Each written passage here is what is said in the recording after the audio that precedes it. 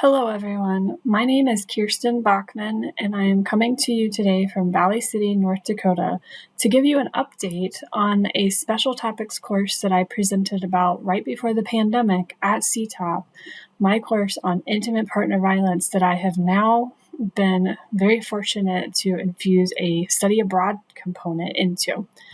So today, what I am going to be discussing with you is the courses, not just the intimate partner violence course, but also some Spanish courses that this now helps different programs within our Spanish department, as well as talk to you about some of the planning features that you need to take into consideration if you were to plan your own study abroad course experience for students.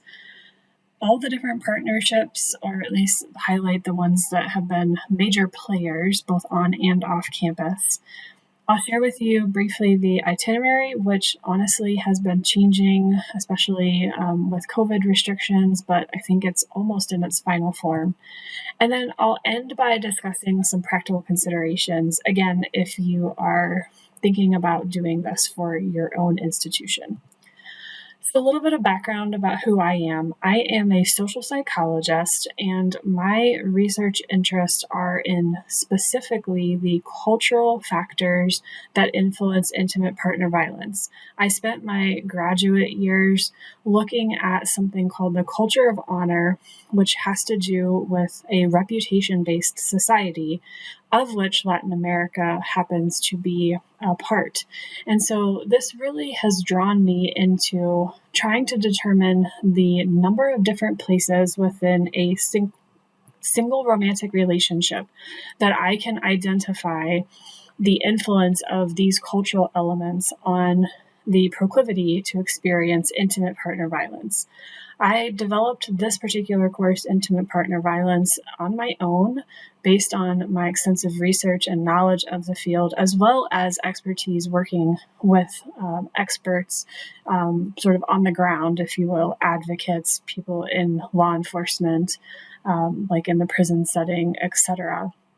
And this global education study abroad trip has really been a dream of mine for many years.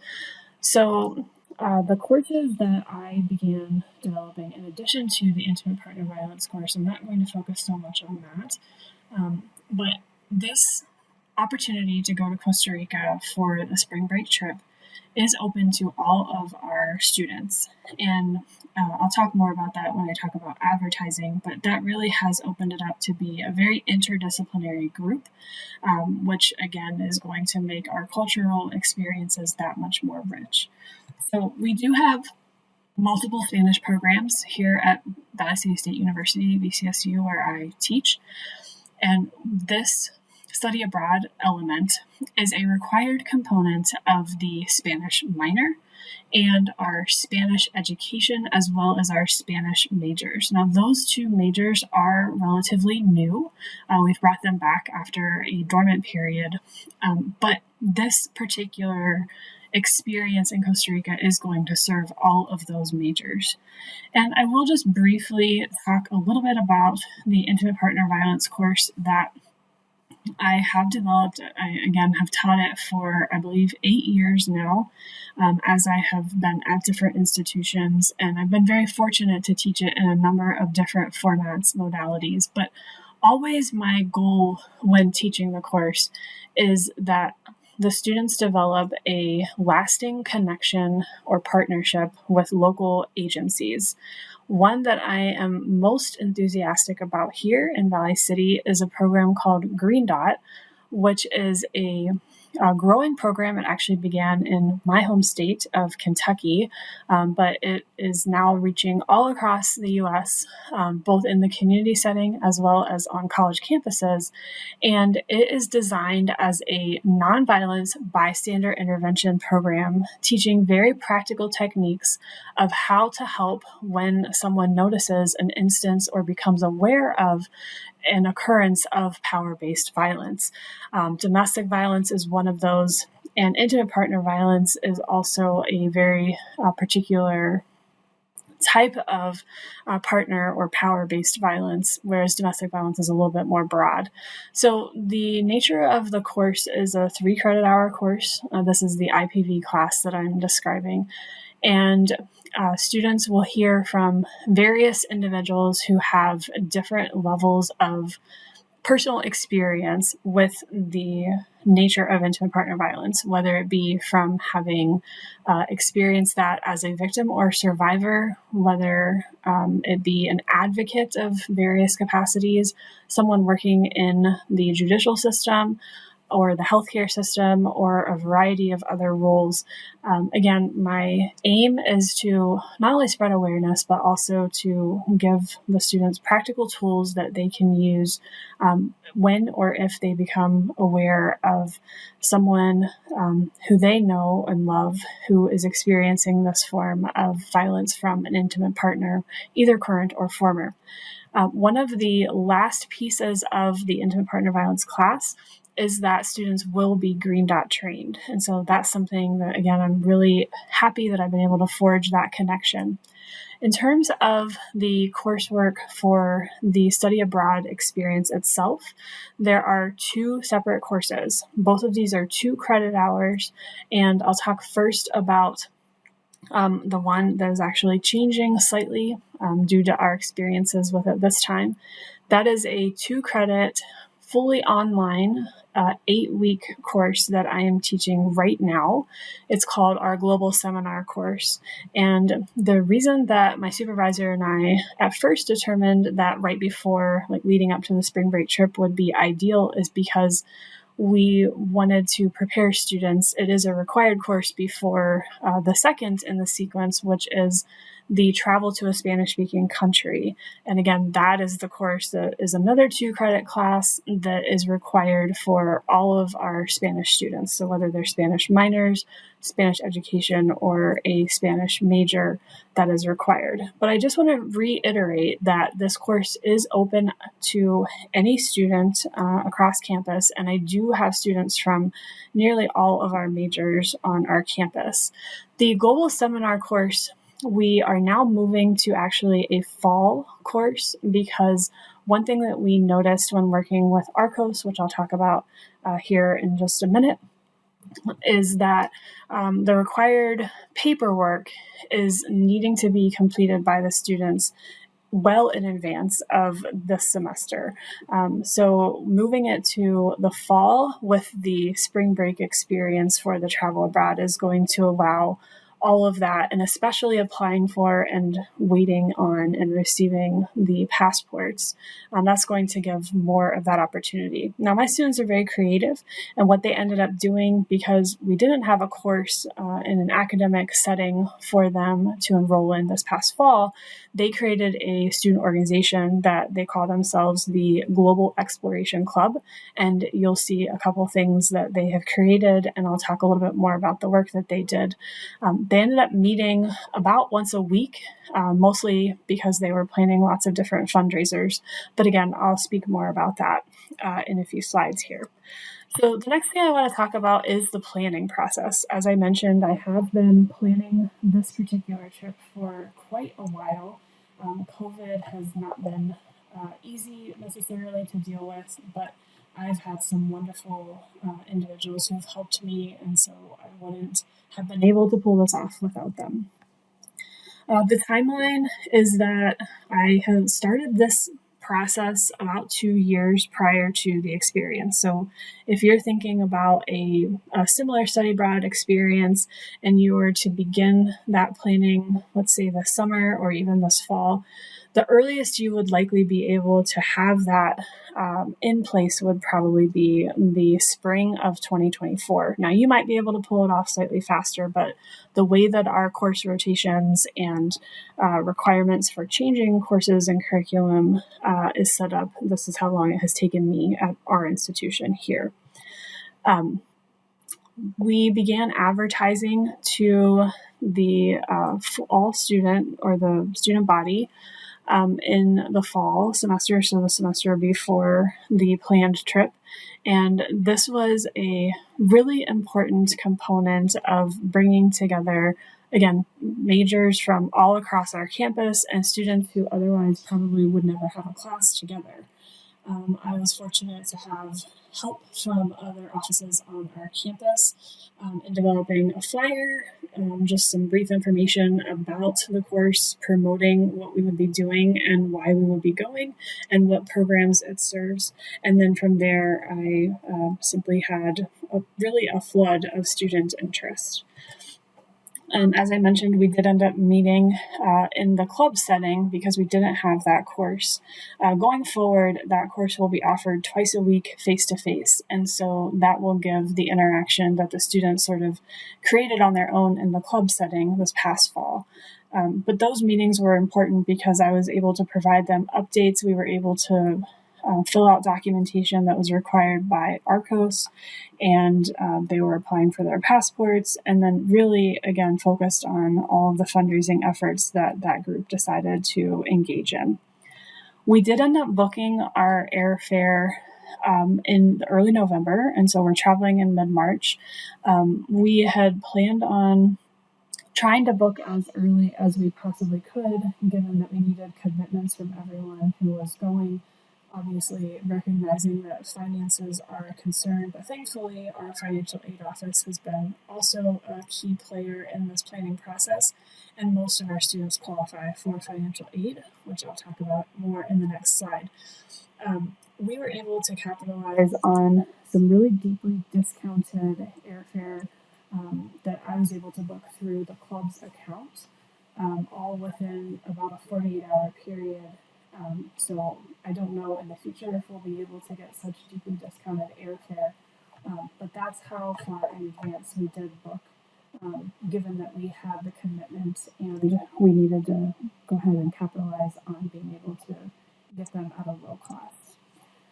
As I mentioned, I could not have planned this trip without a number of key additional players, both on and outside of my campus. I really want to give a huge shout out to ARCOS Learning Abroad. Brent Hunter is an amazing person. He has a lot of experience working with many different organizations and institutions, planning trips that mine is called a faculty-led study abroad experience. He is the director of ARCOS. He founded this several years ago, but he, again, has been in a variety of other CEO roles, and I just can't recommend working with him and his team enough.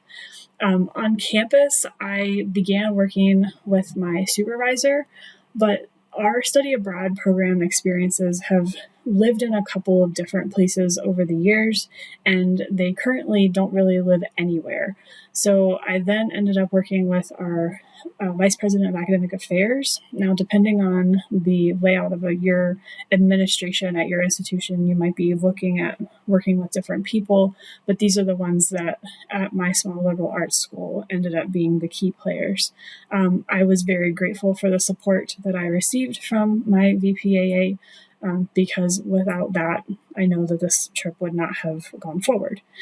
Business Affairs was another office that I worked very closely with. I mentioned setting up an account for the student club, and that has been very important because as we then also worked to set up a course fee, which would cover the program fee, the institution ended up paying that directly to ARCOS, and the students paid that back through their course fee. So that all worked behind the scenes beautifully, but it wouldn't have been possible without assistance from our business affairs office, our financial aid office, and of course the registrar for setting up those two classes for this spring semester.